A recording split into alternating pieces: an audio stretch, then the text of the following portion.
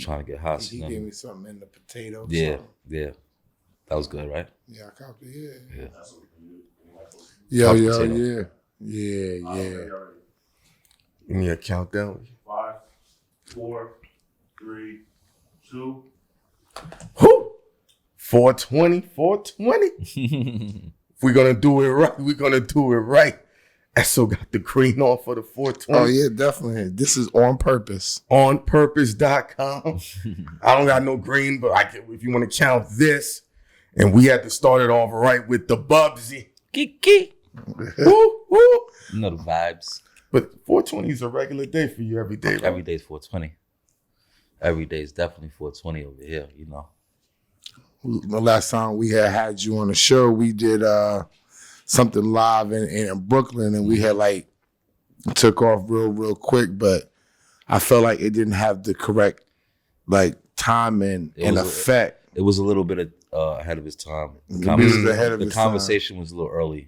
Yeah, because they didn't legalize it yet, but it was getting. They were like, real, "What is he? close. Is he trying to get us to sell drugs?" Yeah, but it was real close to getting legalized. It was more like a, the perspective I was coming was like, just get ready, be prepared. Mm-hmm. Don't toot your nose up. Mm-hmm. You know what I'm saying? Thinking like maybe it's not going to happen or whatever. You know what I'm saying? Because the way it came about, it's like one day it's not legal, the next day it's legal. Were you ready for that wave? Of course, I've been ready since 2001, to be honest with you. Mm. That's how long I've been waiting. But go ahead. I'm sorry. You knew it was gonna happen because people didn't think it would ever happen in New York. We saw it happen in Jersey. Right. Did you get the heads up? Because you've been in the know for years. I mean, did someone send you that kite and say, "Yo, get ready"? No, what happened was it was around the year 2000, right? And it was yo, weed is legal out west. You know what I'm saying? It was Denver, Seattle, and then California was looking at the legality too, be legalized. And I was like, if those places is legalizing it, it's definitely gonna come here. I don't know when it's gonna happen, you know what I'm saying? But it's gonna happen. And from that moment, I was like, how can I legalize this shit right now? You know what I'm saying? How can I legalize this weed shit right now?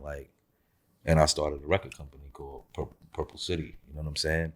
And my campaign was basically piff in stores. You know what I'm saying? Because to be tapped into my music side of things was to be tapped in with my weed side of things. They went hand in hand. You know what I'm saying? To be tapped in with me, you had to tap in with the weed first, and then the music was there also. You feel what I'm saying? Mm-hmm. So I felt successful transitioning from just weed to music, and still having the same benefits, which is getting money. You dig what I'm saying? Yeah. So yeah, the vision went back quite a while. But you've been smoking weed for a long time. Mm-hmm. It ain't been legal. So you're known to have had and sold weed for a long time and it wasn't legal. Right. Is there any special way that you figured out how to navigate around catching charges? Because it's legal now, right? Mm-hmm. But I've known you for a long time. You know me we went to high school together. Okay. So if I can speak on it. You can speak on it. I used to come to your crib and the whole fucking wall in the pathway was nothing but weed everywhere, to the point that you would be like, yo, come roll up. And I would be like, nah, nigga, because I know this shit gonna get ran down on. It gotta get ran down on. So why am I gonna sit in here and smoke with y'all when I'm only trying to buy the weed? And he would have free bud and he'd be like, yo, just come in, cop the bud. He would give me more bud. If I copped the buck, he would give me $250, $200. He's been legendary for that. Then he would be like, yo, come in the crib. Smoke Dizza would be in there before he would smoke Dizza. Yeah. He'd be like, come in the crib. And I would come in the crib and I would be like, nah, nigga, it's too much weed in this motherfucker. You thought the SWAT team was gonna come one day? Yo, bro. It was a lot of, it wasn't even for everybody, to be honest with you. People that I grew up with, you know what I'm saying, who, you know what I'm saying, was living legal lives, you know what I'm saying? And this is in the 90s, early 90s, first phase of it, you know what I'm saying? Mm-hmm. It was only really people who were built for that type of shit that was coming and chilling, niggas who went to jail, niggas who hustle in the streets. That was my association at that time. All right. You dig what I'm saying? Absolutely. So when I would my friends from school that I know they smoke weed, it's like, yo, you're gonna have to go to a spot regardless. So you might as well come to my shit. Yeah. Because I'm gonna make sure you're good anyway. You know what I'm saying? You ain't gonna get locked up with my shit. You know what I'm saying? And I had a long run with that shit, man. A very long run. I started a lot of shit with that shit. You know what I'm saying? As far as being black, it wasn't even about me having weed or I'm some special person with weed. It was about me being black and having weed. And being knowledgeable. Because people wasn't. I mean, being knowledgeable, I don't know if it was about being knowledgeable, but I happened to be knowledgeable of it. But that's what set you apart from everybody else that was doing it. That's a fact. But you know what though? Like in thinking about stuff like, because I've thought about that throughout the years, like what makes me so different, because I could know someone who's basically, you know what I'm saying, at the bottom of the barrel as far as the food chain, and you look at them like they got, you know, they don't have that many advantages in life, you know what I'm saying? And they make a lot of money doing this shit. More than us, because they're connected to the community that's actually buying this shit. Gotcha. So you don't really have to be smart to sell weed. You know what I'm Really? saying? No. I didn't think that you had to be smart. I mean, What to was be saying was- progressive in it, and you know what I mean? Yeah, because when I think about you've always been progressive with the bud. When people would try to talk about, oh, bud, do this. Nah, do you know bud do this? This is what you could do. Right. This is how you could grow it. You can literally do tutorials on weed, on different ways to make money, to grow it, to cultivate it, to brand it. You know what I'm saying? I've done all those things. I've grown. You know, my beginning roots in cannabis goes all the way back to Ithaca, New York.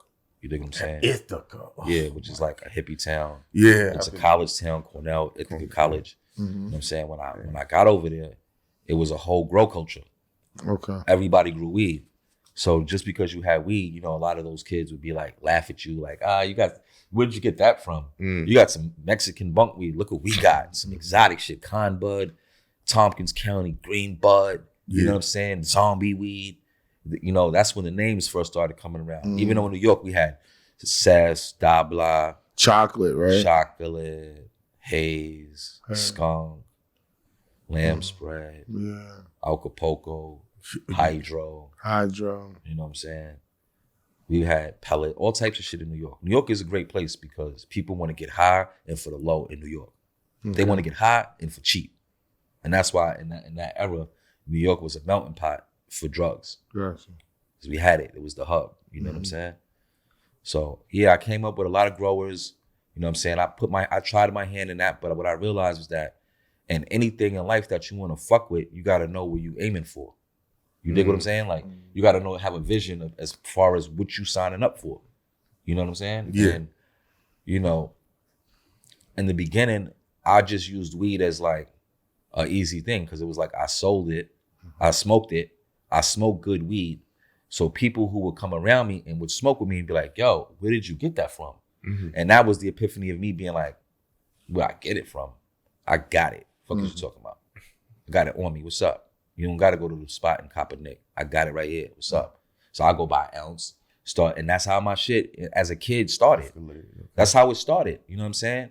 And that was a safe hustle. I was really selling coke and bricks of coke and doing all types of scandalous shit straight in, when I was in high school. When I was in high school, I scored 1350 on my SATs, and I was just like, I'm not going to college. It's quiet. I'm going upstate with my niggas getting money. And that's what I actually did. I didn't never look back. You didn't think you be able to get your shit off in college? Because, you know, the vibe.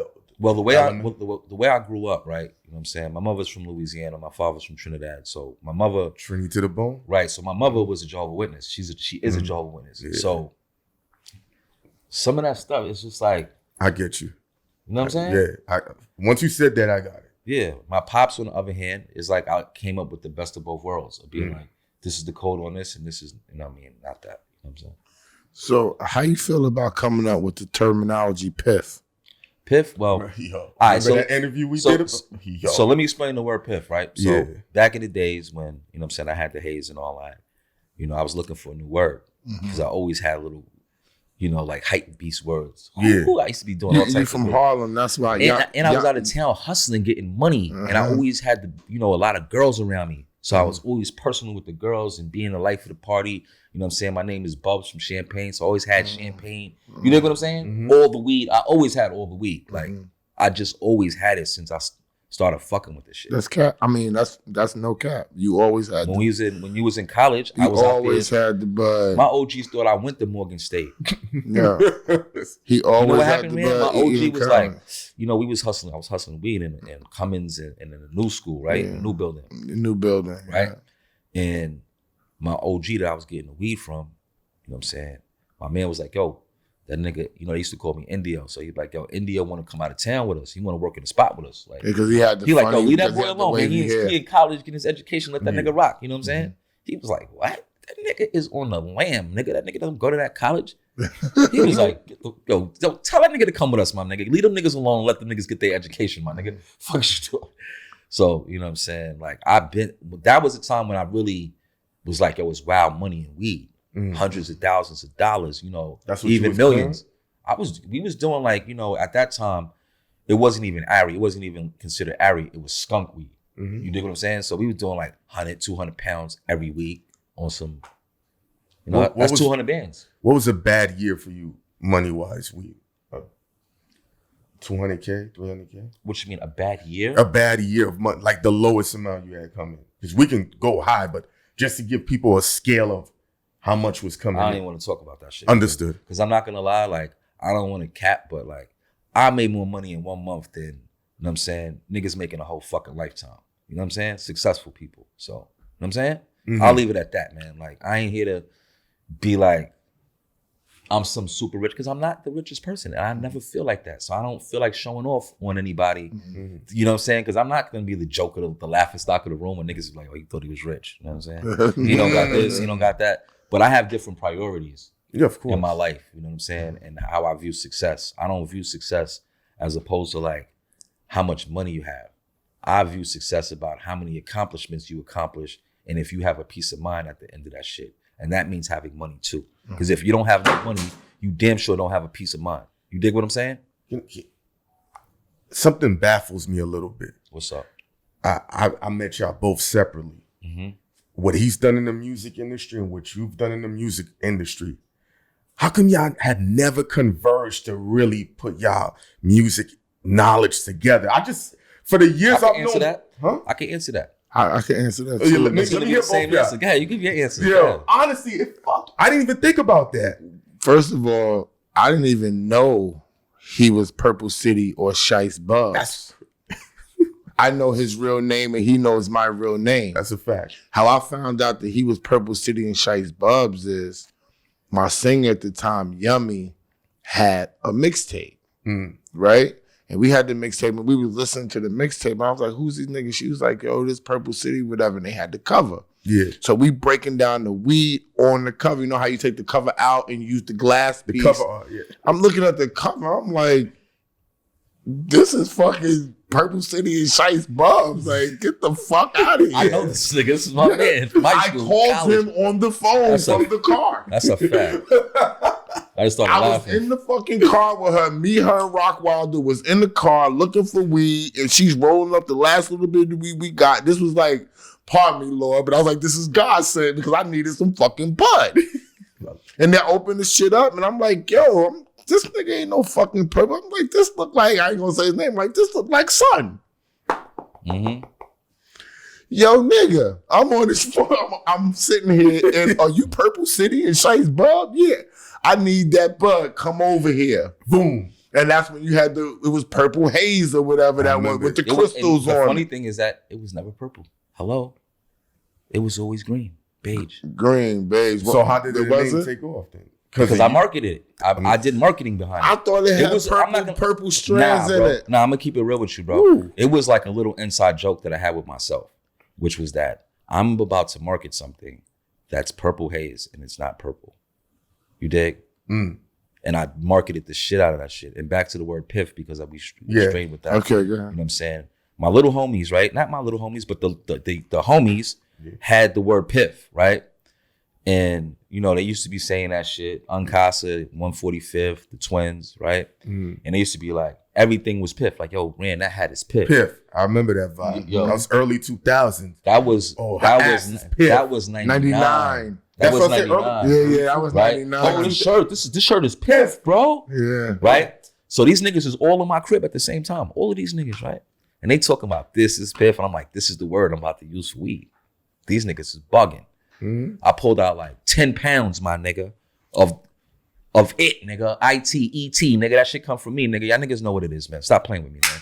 Listen, I was like, yo, I don't know what the fuck y'all niggas is talking about, but this is the piff right here, nigga. And I'm the gatekeeper. Fuck is y'all niggas talking about? As a matter of fact, piff in stores, nigga. New album coming out. Fuck is y'all niggas talking about, nigga? You know what I'm saying? And guess what? You know, niggas felt some type of way in the beginning because it was their word and they was campaigning, but I flipped it. I flipped it into something else and still showed niggas love at the end of the day. Gave them the platform too to use, you know what I'm saying? If they utilize it how they wanted to, it was definitely there for them to use it. If they didn't, you know, maybe it was timing. You dig what I'm saying? Yeah, but yo, I'm just reflecting on and this that ain't time. even I'm not even saying it in like a defensive way or anything, but it's just like what I did with the word was I marketed the word and I put the word into the system, into the system for real. And you know, everybody said it like we was all gang, like we dipset. So at the end of the day, if I say something, you say something, it's the same shit. It don't matter who started what. That's not what we got into the shit originally for. It just was like as we was going along, people was gravitating to so much shit that was like a nigga natural attributes. You feel what I'm saying? From the way a nigga wear his shirt to the way a nigga wear his hat to the clothes a nigga picking, color coordination, all of that shit. You dig? So having the weed. How was all y'all on a whole nother topic? How was all y'all just dipset? When y'all went, did it come about because y'all just grew up together? Did it come about from going to do shows? How did all y'all intertwine and become like a literal part of Dipset? Well, I'm gonna keep it real. Like I didn't grow up with niggas. Niggas was adults by the time we met. You know what I'm saying? I was already in jail. I was already hit my rock bottom point as far as being in the streets where I was kind of like trying to look for something else to do. You dig what I'm saying? I got a job. I kind of like quit hustling a little bit. You know what I'm saying? I didn't really quit. What happened was I quit selling hard drugs and I embraced weed and I started selling weed. Gotcha. And that was my ticket. You know what I'm saying? Because my view on weed is that it's a survival tool for human beings. You know what I'm saying? And I was gifted it. You know what I'm saying? So when I was gifted it, I just used it for everything. As everything. It's what like, you mean by gifted it? What I mean by gifted it? So, you know, it was like I was doing shit and I ain't gonna lie, I've been in a lot of dark places. You know what I'm saying? I've been in jail. You know, so I said it in my first verse, in the belly of the beast, Shiest the barbarian. You dig what I'm saying? Like that was real shit. And I was dealing with a lot of demons at the time. You dig what I'm saying? So when I started making good decisions, you know, I kind of got gifted from other angels. Like, yo, we offer you something. And I was like, what? What? Weed. Oh, weed? I'll take it. I got you. I didn't understand because I understand what you meant gifted. I'll take it. And it was nothing. It wasn't no like, it was just a gift. It was like, yo, we offer you this as like a key to life. And I was just like, I take it. And I ain't gonna lie, I've done, it's like Jesus doing miracles. I've done miracles. Even me being a rapper. That's like nigga walking on water and getting props and clout for it and niggas really jacking this shit and I don't even rap. I actually was rapping to show niggas how to fuck to work in the studio. You understand what I'm saying? Like this is what you're supposed to be doing. I don't care about that. I'm the boss, my nigga, of my own shit. Not of Dipset, not of anyone, just of my own destiny. I control my shit. I don't work for nobody. When I did, I quit that shit, my nigga, and I started my own shit. Yeah, niggas mad at me because I said I never worked for nobody. They tight at me on the gram. I work with people. I do partnerships. Yeah. I've done a lot of partnerships. Yeah. Every business that I've done has been a partnership. No, I'm saying I've never had a job like check-in, like a 9 to 5. I have worked for somebody. It was some lame shit. I ain't gonna lie. Not to diss anyone who has a 9 to 5. No, of course not. When you have as much energy as myself, and you know. You don't need a 9 to 5. I create 9 to 5. You can go get you some money, but I that's create scary. opportunities not just for myself but other people to do things and to be great at whatever their niche is. You dig what I'm saying? That's my niche. Not just weed is my gift, but my niche is marketing. You know what I'm saying? That's my niche. You got to market. I always tell people this. Puffy told me if you have a great if you have a great product. And you don't market it and nobody knows about it, you have nothing. And the thing is, you see, we live in a society right now where it's like, we have to market it, right? But I don't market my own shit. I put open opportunities for other people to market my work. Mm-hmm. That's what I do. I'm not a self-glorifier. I have a hard time of like, I like taking pictures. You know what I'm saying? I'm very photogenic. I like pictures. I'm an artsy guy like that. So I like taking pictures of myself, but I'm not marketing myself personally. Like my work, Smokers Club, we have a website for that. Mm-hmm. We have a whole Instagram for the Smokers Club. Perp Invaders the same way. I use it sometimes to give it a little push and bring awareness, but I'm not going extra hard with that because I want other people to have jobs and have things to do besides trying to follow what the fuck I'm doing. And not, you know what I'm saying? Like a nigga watch you and then be like, if you don't include them, if you don't have an opportunity for them to use their niche, It's the enemy. guess what they're gonna do? They're gonna go find their own niche and go get the fuck away from you and probably copy 40 to 50% of your shit. And that's what I always used to be like. That was always the scary thing when you're coming out. And when Esso and I was talking business, I was like, yo, we got to hit hard. And he's like, why? A lit nigga will sit there and say, he ain't moving fast enough. Like you said, jack 40% of that motherfucking shit. And by the time they got their shit rolling, they're going to say, oh, Bubsy was copying when you the originator. I don't even care about that. No, I know that. Because you know what? At the end of the day, it's all about formula and can you execute all the time. He said that too. And I've been in this game 20 years in people's face and I'm great.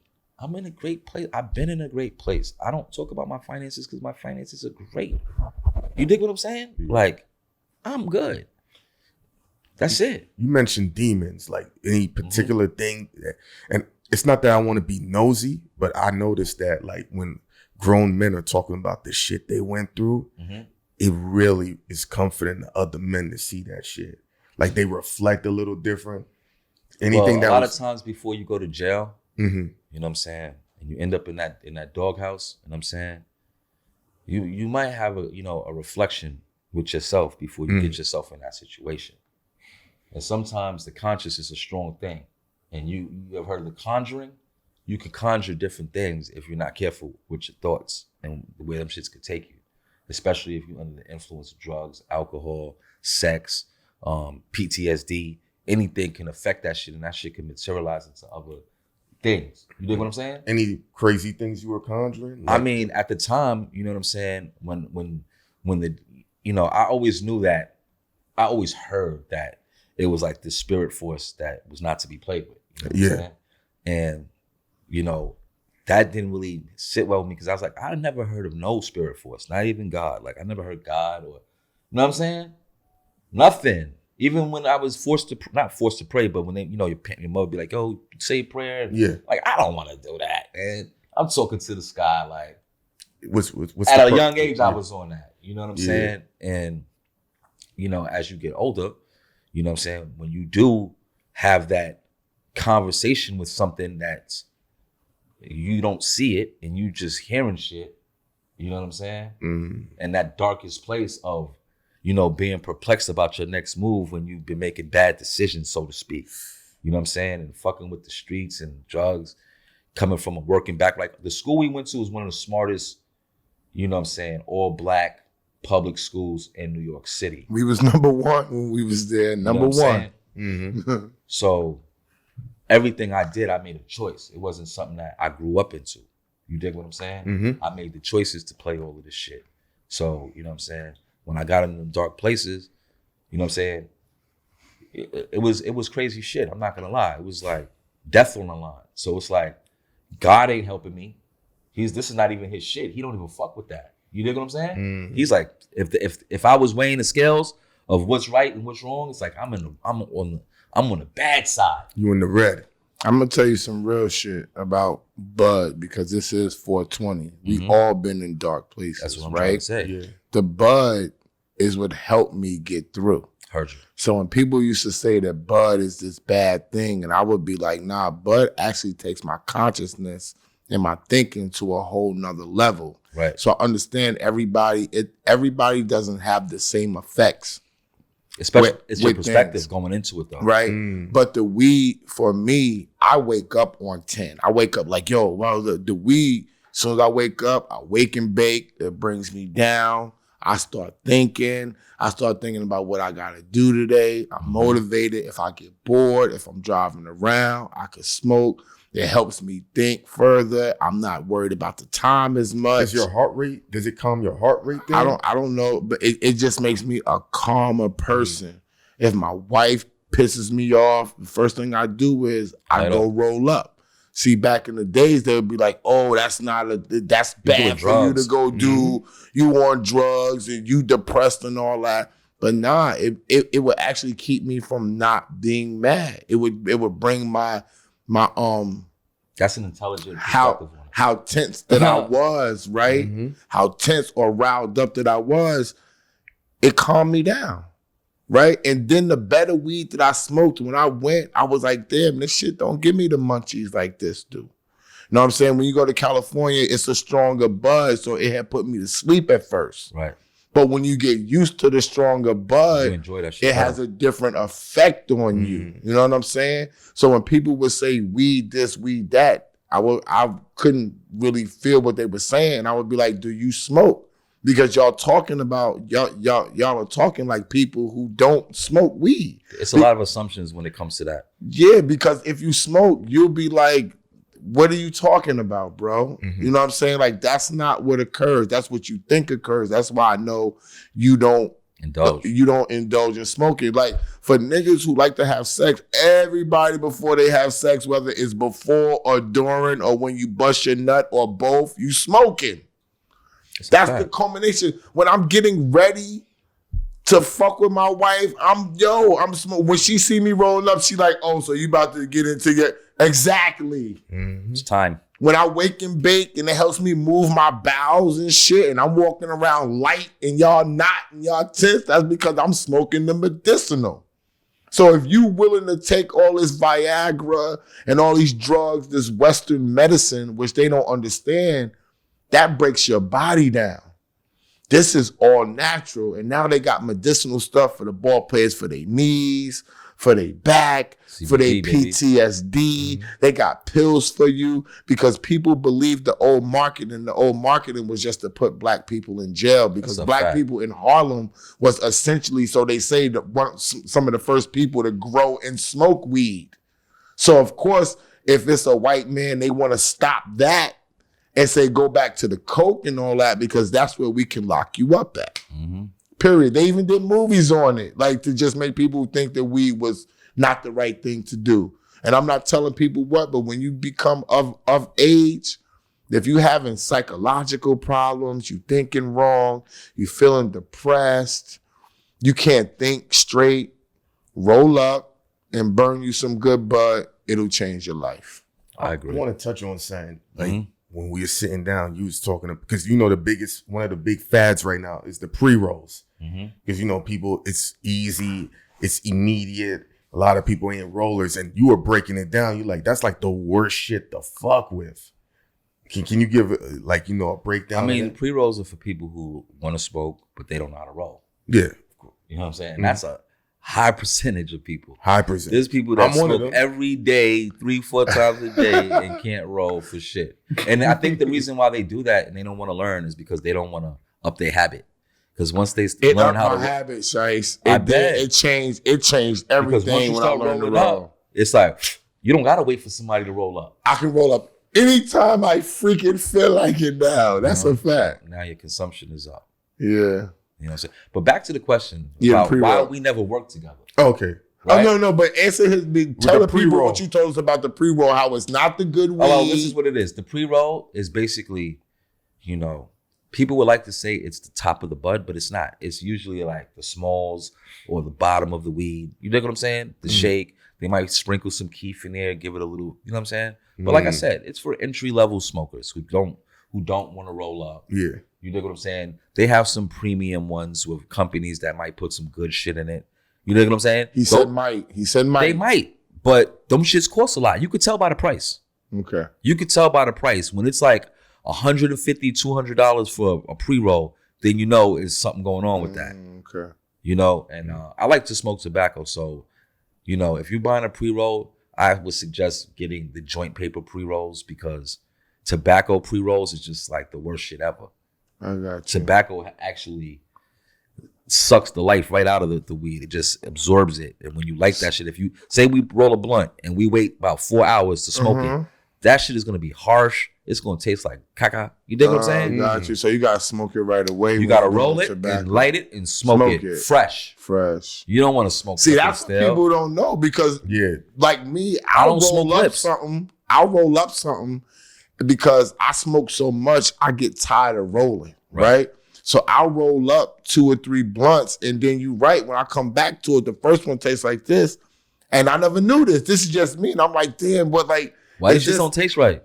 Is this rap different? Did I fuck something up? But now you schooling me. And you know what the worst thing is? When you pre-roll them, right, the blunts, and you put it back in the package.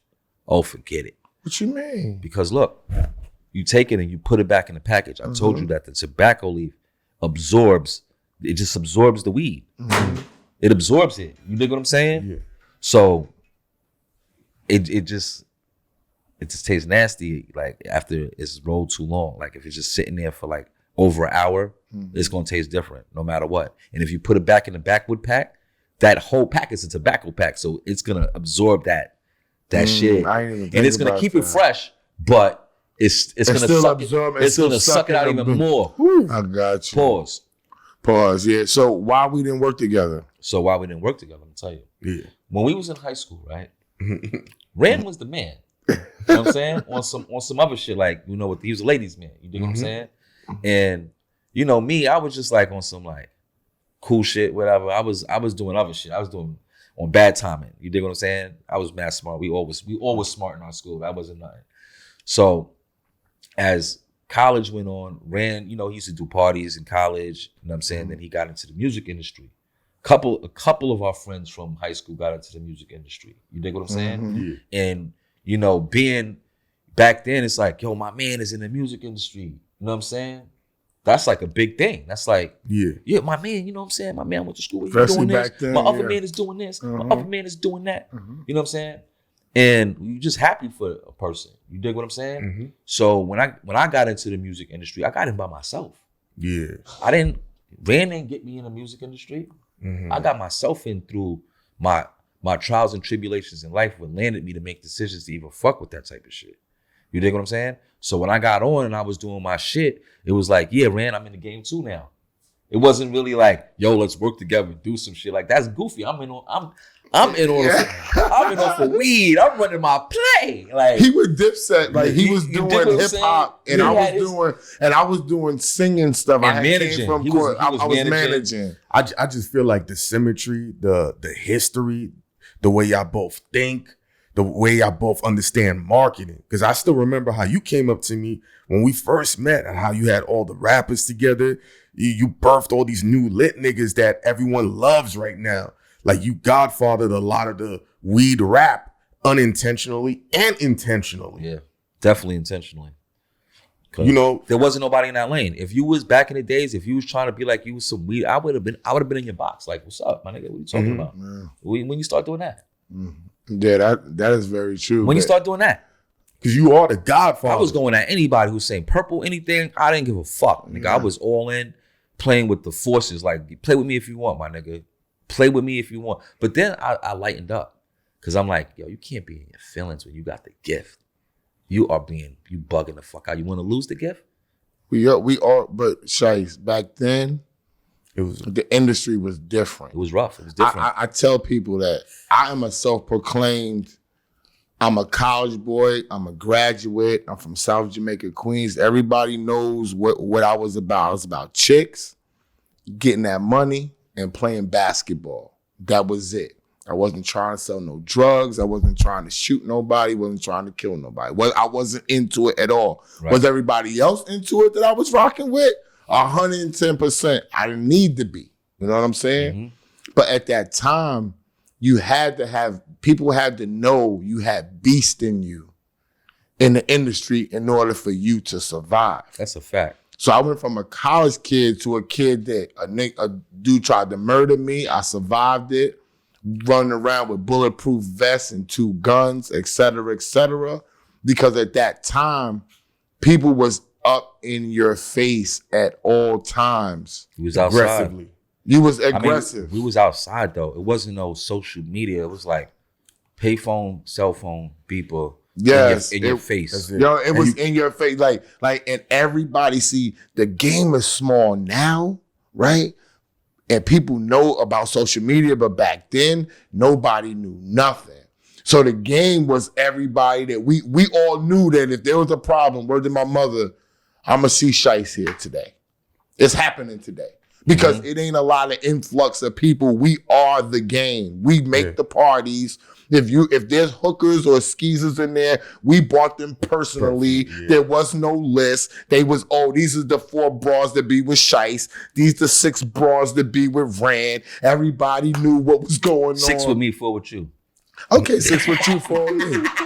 It's cool because y'all was dipset, so y'all had a couple more niggas. I'm by myself. Because one thing about that, right? Even though that affiliation was there, it never felt like you were a part of it. Not in a bad way. It always felt like, and I always say this with Essel when he does 8 at the table, you always reminded me of Batman in the Justice League. Thank you. If people want, you know what that means. You know what it is, man? And, I came into my situation with knowledge of self, of who I was and what I wanted to do.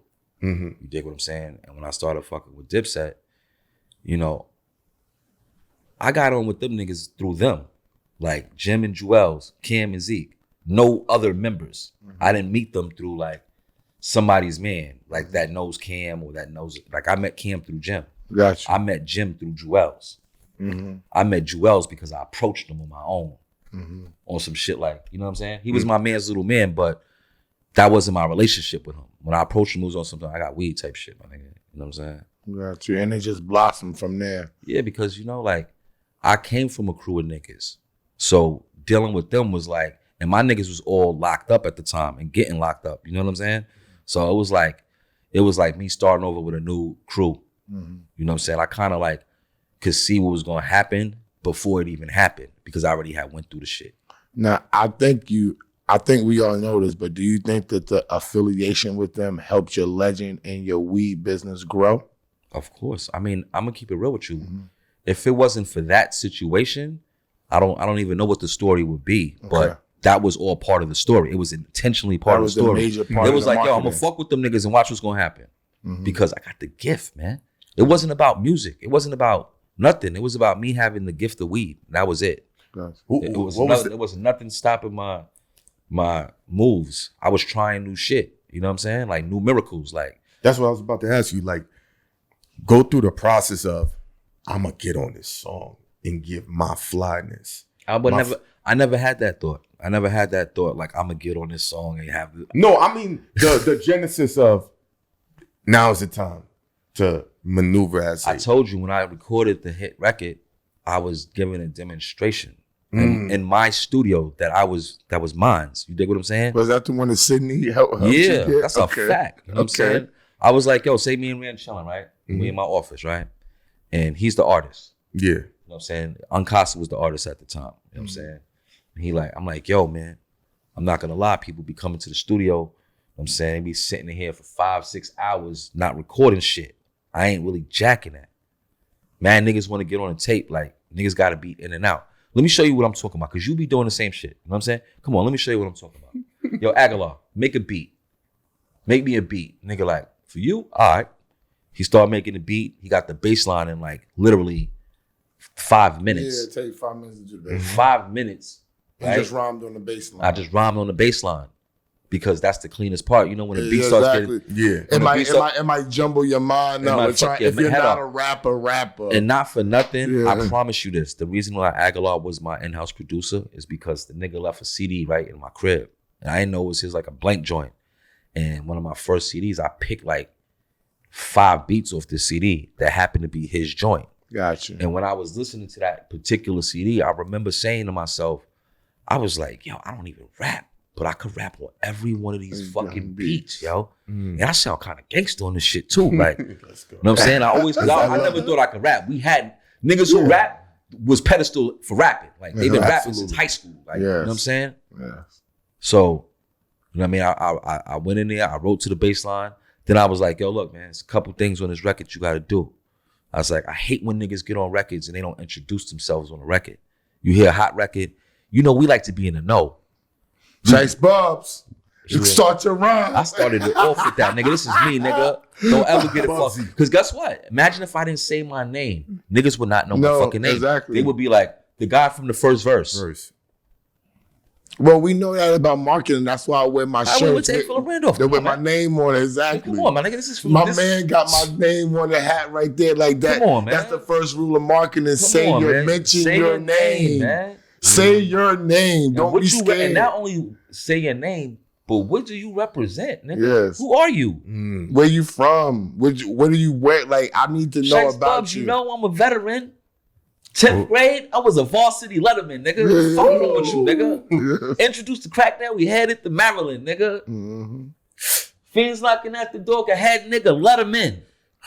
Jump shot still active, Bubsy? Of course. Everything is active. I'm just saying, I don't focus on that type of shit. Of course not. I've been stopped focusing on sports, even though I'm table tennis champion. No, when I say, no. Come on, man. That table tennis is cheating because you have the joint in your building and you're practicing and working on it every day. Practice? You have to practice. He practices every day. Practice goes with anything.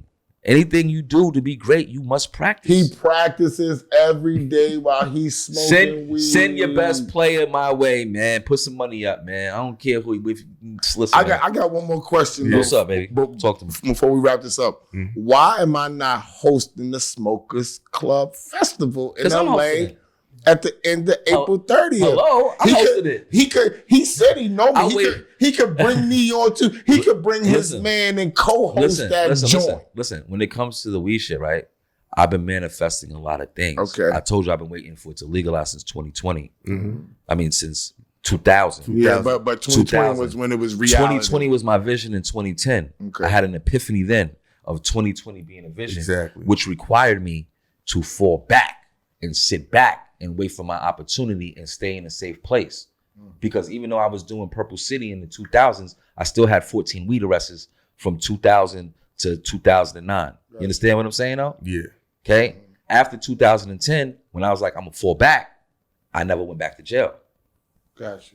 And I figured it out as far as the weed shit. So when 2020 hit, you dig what I'm saying? It was like a boom for me. Because now everything I've been doing, I'm the leader of the pack. I've been doing this shit before everybody. As far as marketing and branding. And you sacrifice money. I sacrifice a lot. I sacrifice my body of going to jail. And people being like, that nigga just hustles. You know what I'm saying? Dame Dash back in the days, you know what I'm saying? He ultimated me kind of, sort of. Like, what you say? Yo, what's up, man? You doing pretty good with the music. What you gonna do? You gonna rap or you gonna fuck with the music or you gonna fuck with the weed shit? Wow. I was like, I felt some type of way back then. I really was like, oh, get this nigga away from me, man. Fuck is he talking about, man? I'm getting more money than all these rappers on this side, and you asking me about what I'm gonna do, nigga.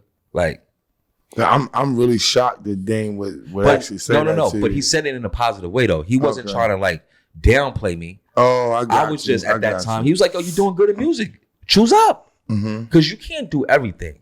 You can't do everything." And I just felt like me signing up for music all the way was kind of like outside the box for me because that wasn't my niche. I mean, I'm gonna add this. It wasn't my niche. I never felt like doing music was my niche. Marketing was my niche, and by the time I was ready to stop doing music, I cleverly got my way out without having to be like, I'm stuck in the label, fuck the label. You know what I'm saying? Yeah. Even though that type of shit went on, but I kept it private because I didn't have to make it public because I really wanted to get out. I didn't want to be trapped there and be like, you know what I'm saying? We worked it out. No, we're not working out nothing. I'm over with that shit. It's done.